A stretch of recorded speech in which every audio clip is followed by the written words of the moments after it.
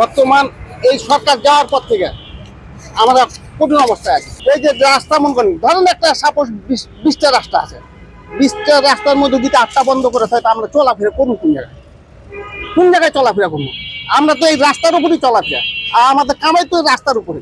তারপরে তো আমাদের কোনো বন জঙ্গলে কামাই নেই।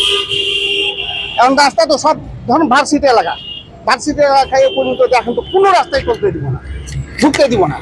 আর ভার্সিটির ভিতরে আমার দিন গেলে 1000 টাকা কামাই করি ভার্সিটির ভিতরে। আমি গাড়ি চালাই 35 বছর থেকে, জীবনে আমি ভার্সিটি এভাবে বন্ধ করে দেখি। এখন ধরেন যে একটা নিউ মার্কেট থেকে ক্যাবলেন না, শাহবাগ দিয়ে ঢুকবো, কাকরাইল যাবো। এখন কাকরাইল তো আর এদিকে ঢুকতে পারি না, এখন আমরা ঘুরে আবার চাঙ্কার পুলে ঘুরে আবার ঢুকতে। তো আমার সময়টা কতটুকু গেল? ভাড়া তো আরো জাতি দিয়ে বেশি দেয় না, কমই যায়। ন্যায্য ভাড়া এখন ডবল রাস্তা না, রাস্তা তো ডবল, ভাড়া তো জাতিকে ন্যায্য ভাড়াই দেয়, কিন্তু রাস্তা ডবল না, ডবল হিসেবে কম হয়ে যায়। গাড়ি যখন চালায় এখন ভালো গাড়ি খারাপও গাড়ি সবটাই হয়। এখন লোক তো সবাই এক সমান নয় না, লোক তো সবগুলো এক সমান নয়। কেউ মাইরও দেয়, কতজন মাইরও দিয়ে দেয়, কতজন আবার 10 টাকা বেশিও দেয়, যেটা সাহস করে। কতজন 10 টাকা বেশি দেয়, কতজন আবার 10 টাকার জায়গাটা আবার 5 টাকাও দেয়।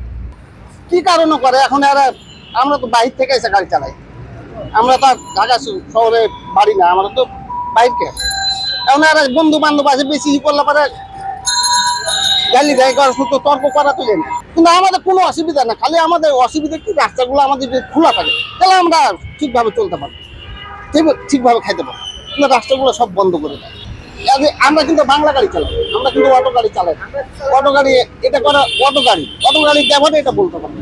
এটা আমাদের কাছে দেখা যায়।